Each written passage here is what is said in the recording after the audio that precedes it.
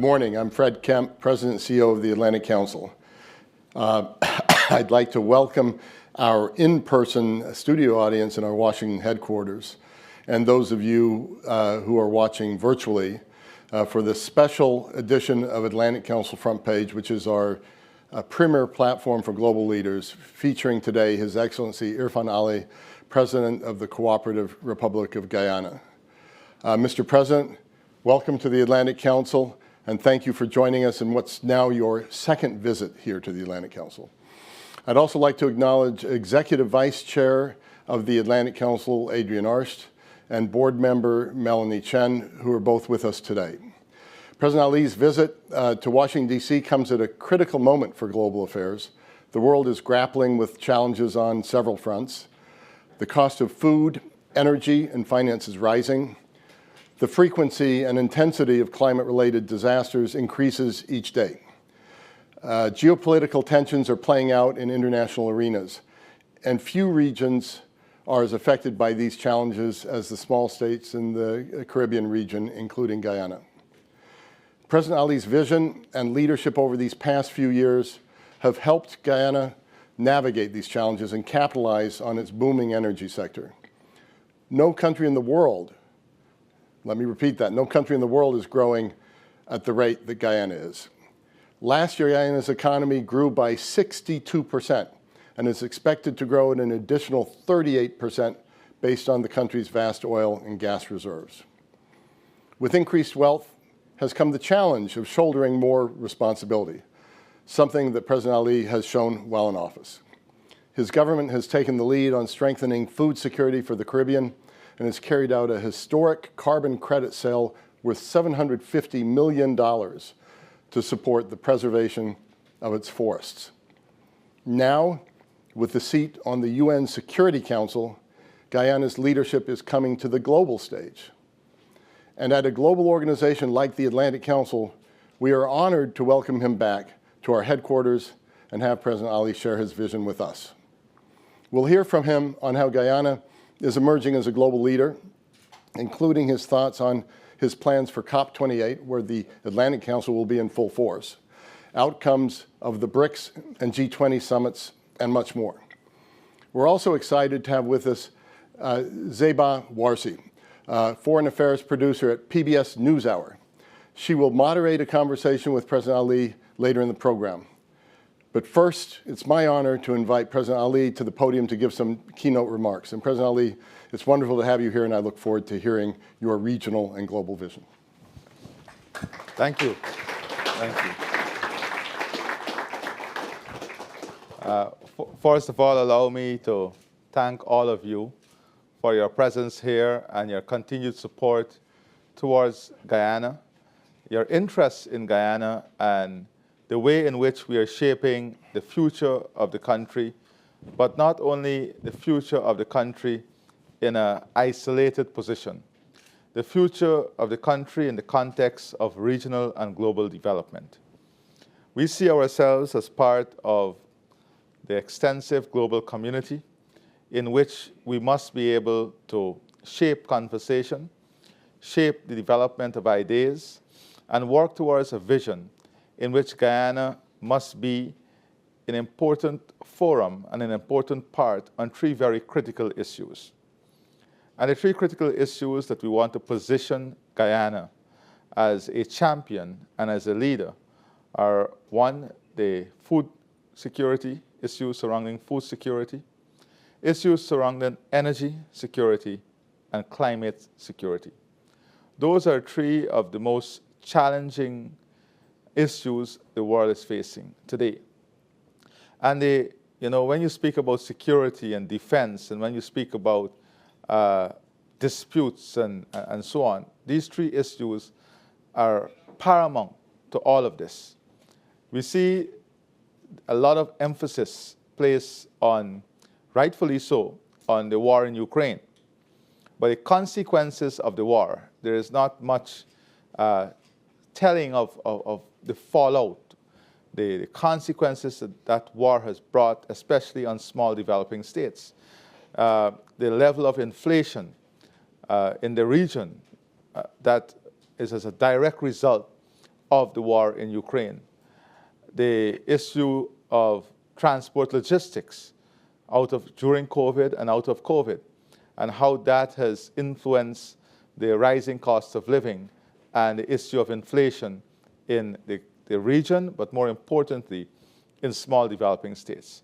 And these are key issues that sometimes miss the agenda of global policymakers, because we're spending so much time, rightfully, on trying to find a resolution to the war in Ukraine, that we are not investing the same analysis in the consequence of this war on other economies. So the world is faced in a very complex situation now, where we have the food crisis, the energy crisis, and the climate crisis on us at once.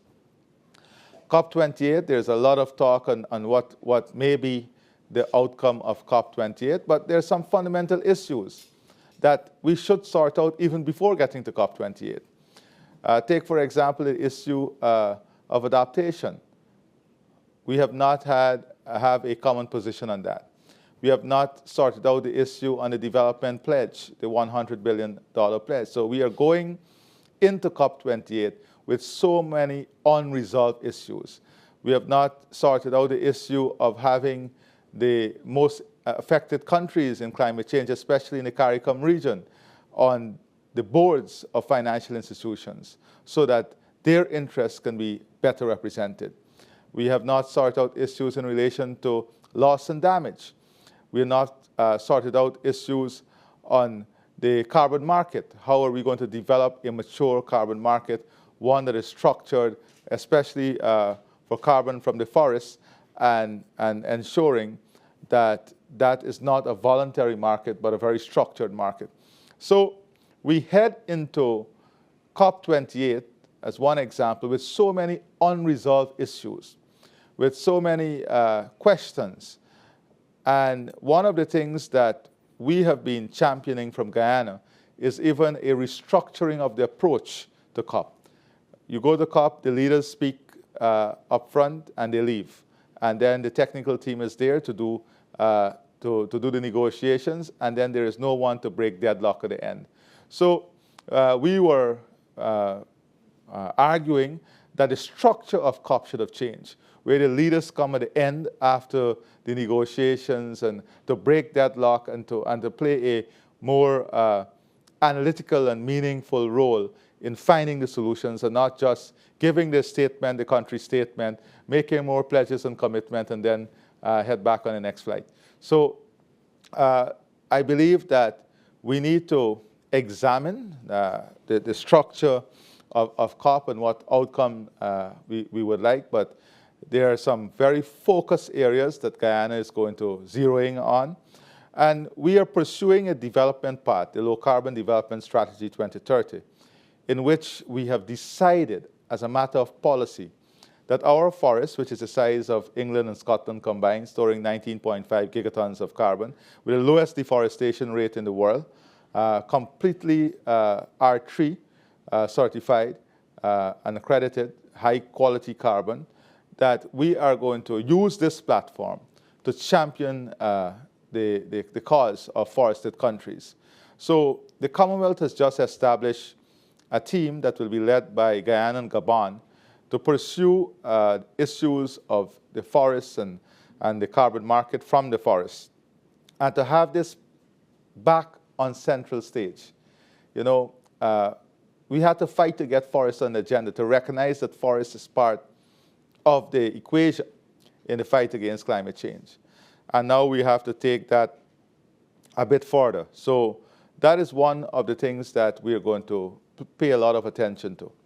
On the issue of food security, in the region we have responsibility for food security in agriculture, that is in CARICOM, and we have established a goal of reducing our food import in the region by 25% by 2025.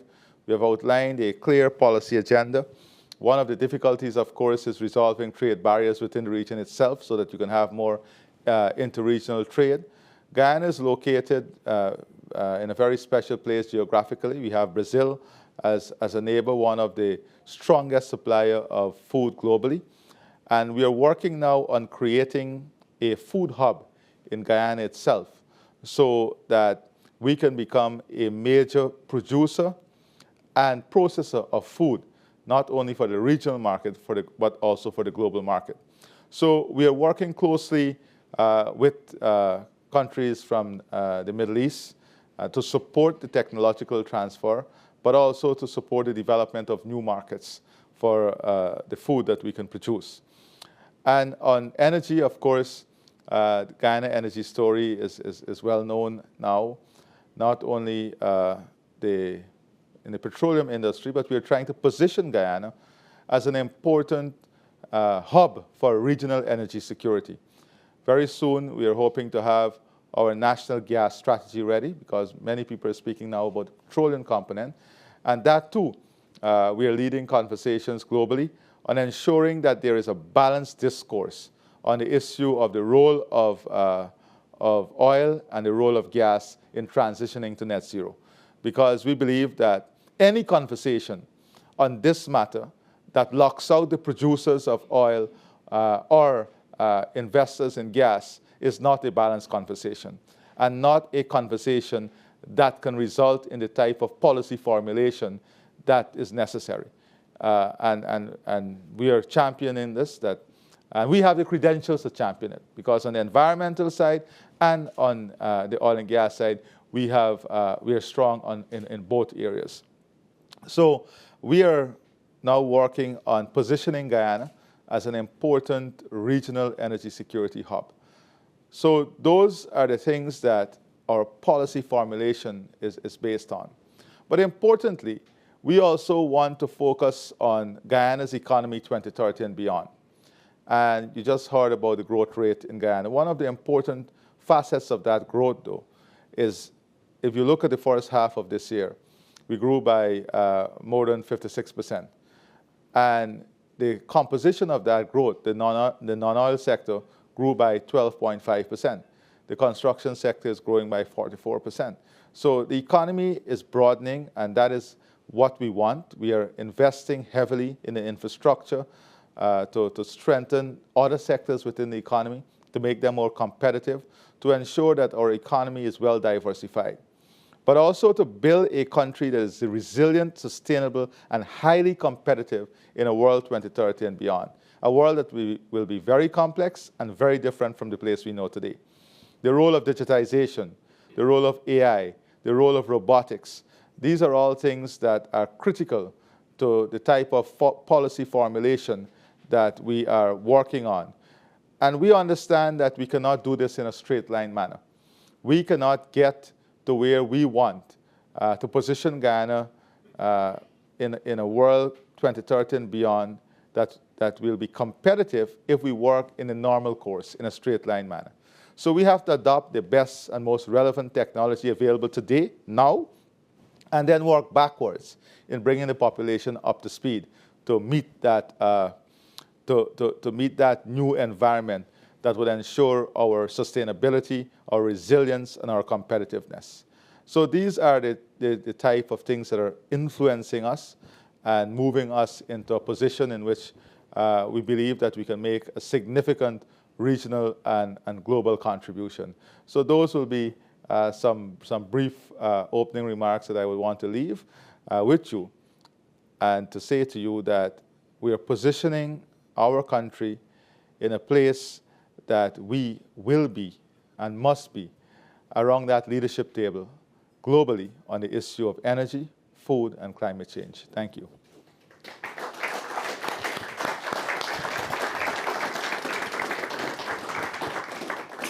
Thank you so much, Mr. President. I'm very excited for this conversation. I'm sure everybody else is. I think to begin with, we've read the numbers. You've just talked about them as well. But if we can just zoom in and you can tell us about how this translates into real change in the lives of Guyanese people. Well, we can have this conversation on how it translates to real change in the life of Guyanese people all day. But let me give you some examples. We have decided that the revenue from oil and gas must be used to build an economy and a country that is not dependent on oil and gas.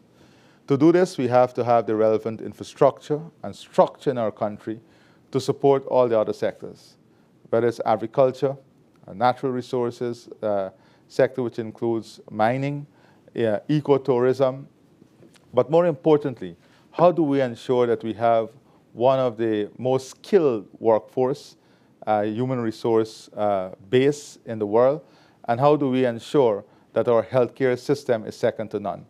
So we have been investing heavily on healthcare and education. Our investment in these areas has increased tremendously, and we're already seeing the results. In healthcare, we're building a number of new hospitals across the different regions of the country. We want to ensure that our primary healthcare system is second to none.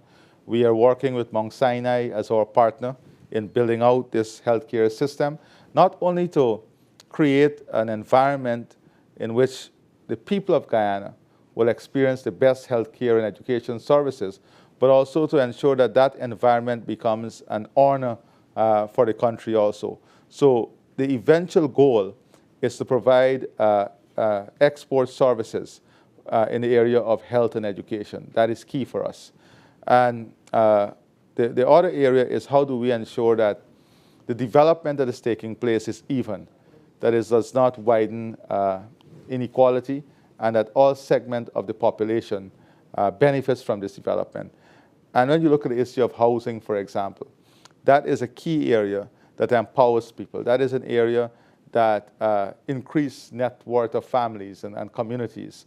And we are investing heavily in a housing program that will see every single Guyanese owning their own home, that will see low-income families benefiting from cross-subsidization, that would give them a product that increases their net value, that give them access to loans that can immediately move them up the scale from low-income families to low middle-income and middle-income families. So we're doing this in a very targeted way, focusing on health, focusing on education, focusing on housing, focusing on ensuring that all our people have access to good education, to the extent that we're going to make university education free within the coming years. That is another goal.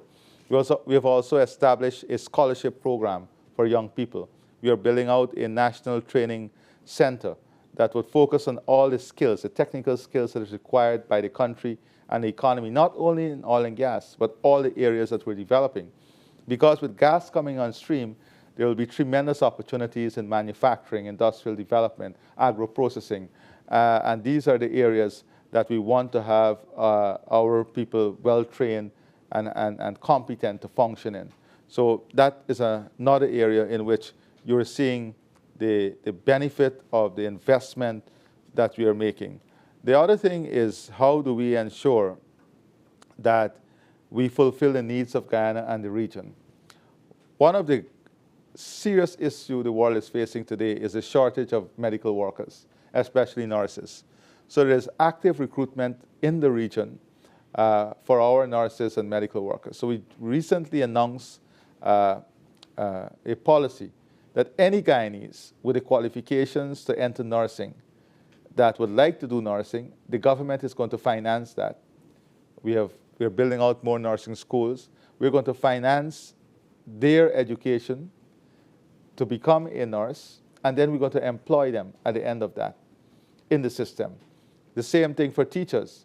We have announced a national policy in which we're going to invest in having all our teachers becoming trained teachers and then trained graduates. All of this will impact positively the quality of education, the quality of healthcare, and raise the skill level of the people within the country. At the end of the day, one of the important things also is to support the enhancement of disposable income. And that is what is important for families. How do we create policies that enables families, especially poorer families, to have more disposable income so that they can have a better quality of life? And that has to do with pensions, that has to do with the minimum wage, and all of these are issues that we are addressing within the confines of the fiscal space and managing in a proper way. And that is why 2 days ago, if you look at the IMF staff report in Guyana, it was a report that showed how our policies are bringing success. It spoke about the transparency, improvement in transparency and accountability, the framework that we're using to manage oil and gas, how that framework is positive, our improvement in dealing with anti-money laundering, our development strategy and the policies, how they're working in the interests of the people. It focused on the diversification in the economy, our credentials on climate change. And it's important for us to read that report because it gives that independent analysis as to how not only the policies are working, but how the policies are formulated in the interest of avoiding some of the historical challenges that oil and gas brings to countries like us, like ours. Well, it does help that you do come with a strong background in people-oriented reforms. But zooming out, the war in Ukraine and other global conflicts have led to far-reaching geopolitical implications, particularly concerning your Caribbean neighbors and the wider global south. What role can Guyana play in bolstering food security and influencing the global energy market? And what is your vision of Guyana's leadership in these raging regional and international affairs? You know, I was speaking to the Emir of Qatar. Only 2 days ago, he visited us. And we have a very good relationship. And he gave me an example when the sanctions were brought on Qatar. And I want to share this example with you. And of course, they were tempted to shut down the gas line because they were a major supplier of gas. But they were able to differentiate the commercial interests of the country, the economic interests of the country, from the political situation, and they kept the supply of gas. And we have seen the benefit of that for the country. They also were faced with a situation where they woke up one morning and there was no milk on the shelf. There was no cheese because of the sanction. And they built a dairy industry within 1 year that made them self-sufficient, and also now they're a net exporter of dairy and milk product. So the war in Ukraine has brought tremendous global challenges. One, on the supply of fertilizer. Two, the supply of grains. And grains is one of the most critical components in the food supply chain. Without grains, we can't have feed. Without feed, we can't have chickens. And that is the cycle. So what that war showed us was that and the war came after COVID. So the war justified what COVID taught us. COVID taught us that all this talk about globalization, when crisis hit the world, borders become closed. We forget about globalization. So when COVID came, what was the first response? We protect ourselves. All the nice talk about globalization and equitable distribution of global resources, people were dying and borders were closed. People were dying and there was protection for the supply of vaccines. We know because we went through it. We were told that, yeah, you're important, you will get the vaccine, but 5 years from now, we have other more important clients.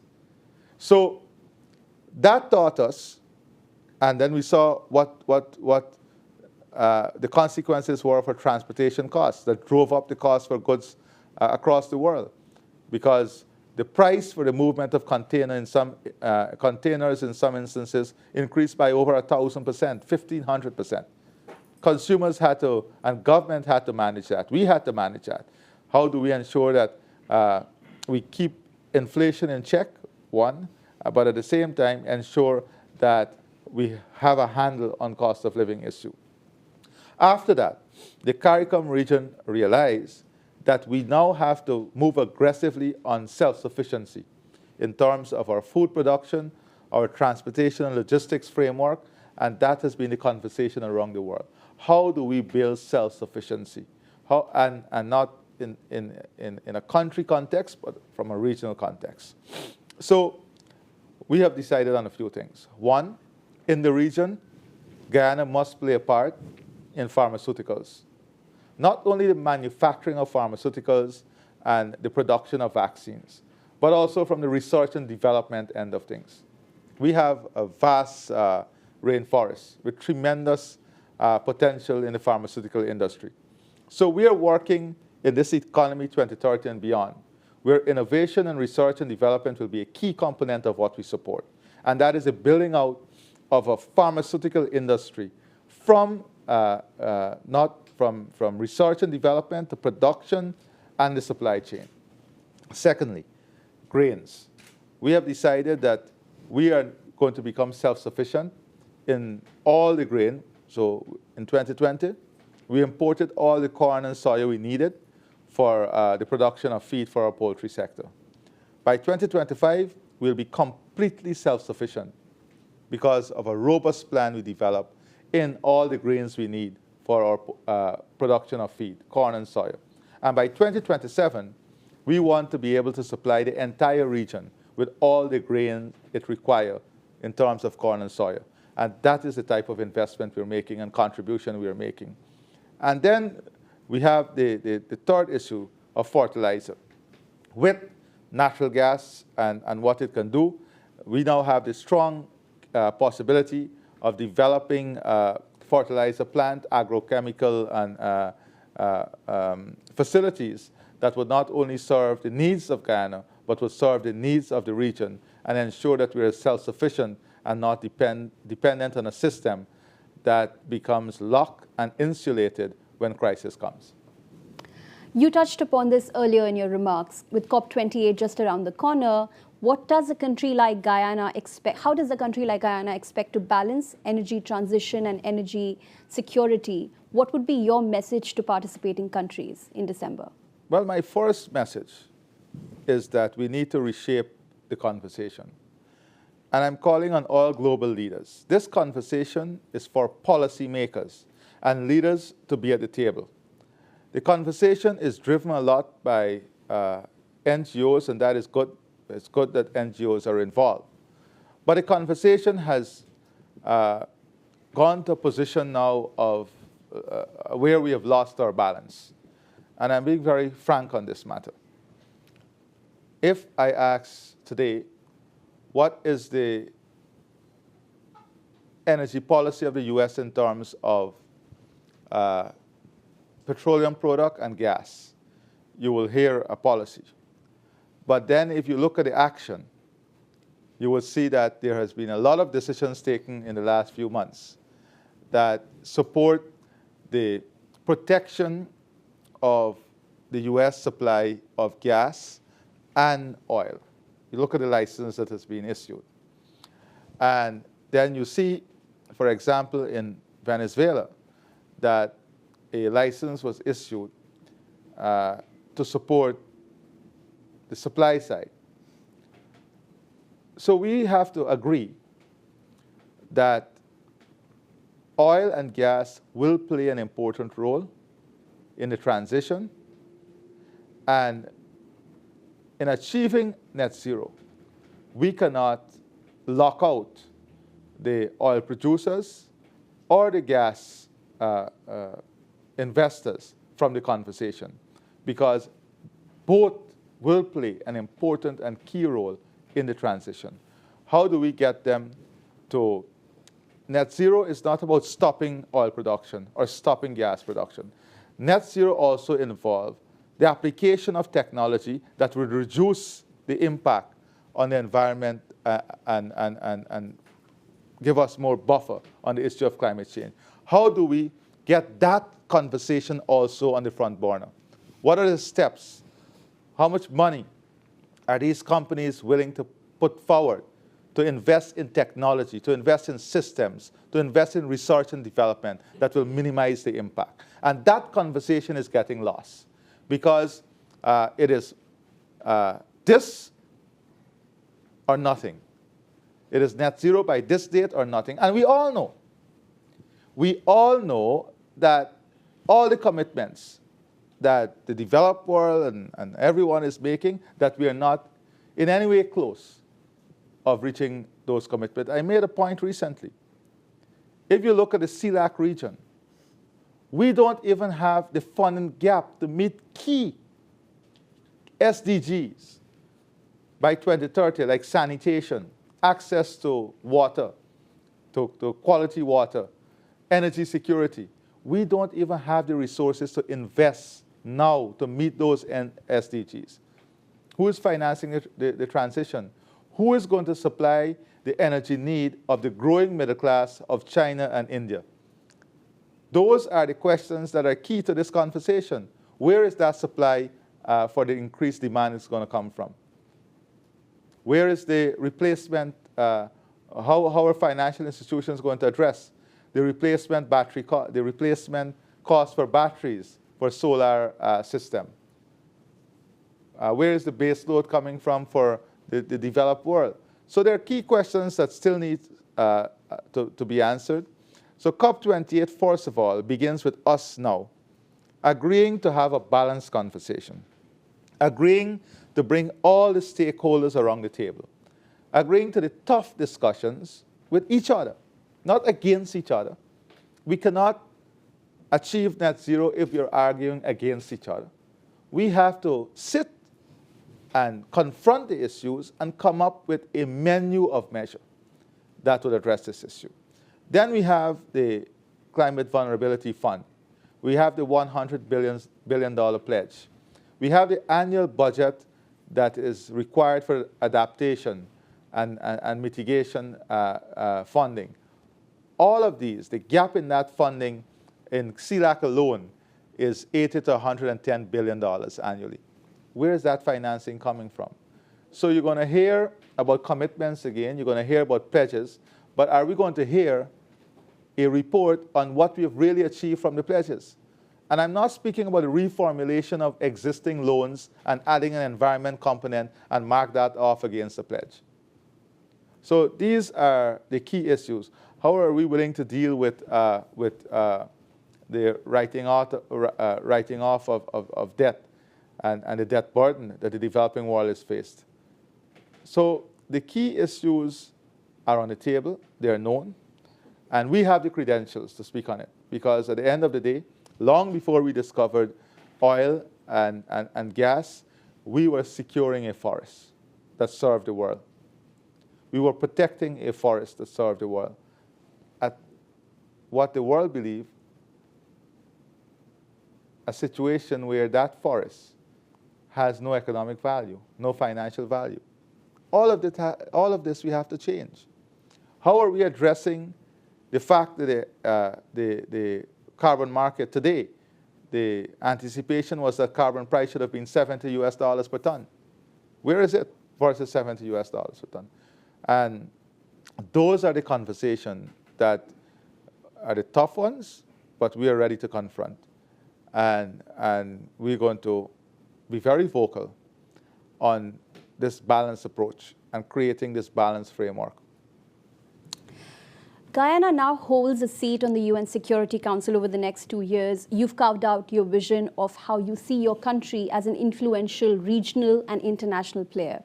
With the changing global dynamics, how do you and Guyana plan to navigate that, such as the recent announcement of the expansion of BRICS and the African Union joining the G20? Well, first of all, we are a strong believer in multilateralism. And the African Union joining G20 is a welcome development, because the developing world, every space that the developing world is given to have our voices heard, to have our voices presented, our ideas presented, I think is a positive gain for the vast majority of people in our world. And what we are seeing is focus now, and let me back up by saying this. I made a point yesterday that if you look at the issue of competitiveness of economy and inequality, you will see that when the world went through the phase of modernization and mechanization, a lot of countries were left behind because they did not have the capital resources to build the technology and to modernize their traditional sector. So in the Caribbean, if you look at our agricultural sector that was heavily labor dependent, and with a lack of capital and technology to modernize, we became uncompetitive. Look at sugar, look at banana. That was a result of mechanization and modernization. It created a situation where some countries became more competitive than others because they had the resources to mechanize. Today, some of these countries are only now catching up with that disparity, and we have digitization coming. The new economies, the new structure of the economies, they have to now deal with that. So how is it we build a world that is fairer, and a world in which we can have the people of the world placed in front of policies? And if we have people in front of policies, we'll have more people-centered policy. And that is the exact role. And that is what we want to bring to the table on the Security Council. How do we build global prosperity? How do we build global prosperity while maintaining a peaceful environment? We have to also deal with the issue of Haiti. How are we going to get to a UN resolution on Haiti? Because many of this conversation takes place around Ukraine and all of this, and we forget Haiti. Haiti has been a longer problem than Ukraine. But all the commentators and all the analysis forget that Haiti exists. And sometimes we have to ask ourselves why. Why? We see tremendous effort globally on getting consensus on Ukraine. And we laud that because we are part of it. We are part of ensuring that every country must have peace and stability, and their territorial integrity must be defended. But we can also approach global problems based on an uneven hand. And frankly speaking, Haiti has not been getting the type of global attention that it deserves in this time of crisis. Look at the news coverage and check what percentage of news is dedicated to Haiti and what percentage is dedicated to the other issues we have globally. So how are we going to get a consensus, a UN resolution on Haiti? How are we going to get Canada, the UK, the US? Well, I think the US made an announcement yesterday on financing, at least the forest, contributing to financing in the first year. But how is Canada, the UK, France, how are they going to participate? What resources are they putting in? We see Kenya and Rwanda, both of them saying they're ready to support by putting human assets into Haiti. The effort to get to a UN resolution is as critical as the issue we are faced with in Haiti, in Ukraine. So we intend, as a small country, to ensure that the challenges of all of the world is represented. We intend to ensure that the issue of democracy, the issue of territorial integrity, that these are issues that we must champion, and we must support measures that seek to protect those who are being affected.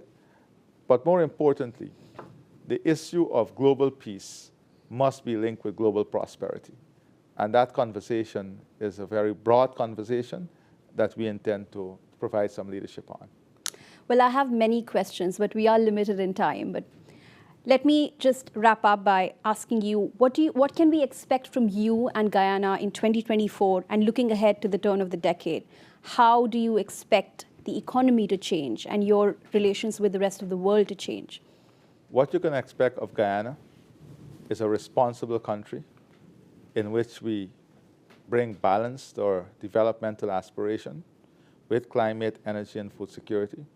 A country that will be strong in its democratic credentials, in the respect for rule of law. A country that works towards bringing an equitable, prosperous mode of operation and in its policy for the people of that country. A country that's moving ahead on a platform that will build out a healthcare and education sector that is second to none, and a country that will occupy more of the discussion space and the policy-making space globally, especially in the areas of climate, energy, and food. And a country that will remain steadfast in our commitment as a good global citizen, and one in which upholds the principle of multilateralism and support a pro-poor approach to growth and development. Thank you so much, Mr. President. We are very thrilled and cheering on Guyana's impressive transformation, and we all wish you all the best. Thank you for your very kind words, and thank you to the Center. You know, the Atlantic Council has been a strong advocate for Guyana too, and we want to thank all those who are playing such a key and important role in the development of our country and the advancement of a peaceful and prosperous world. Thank you. Thank you.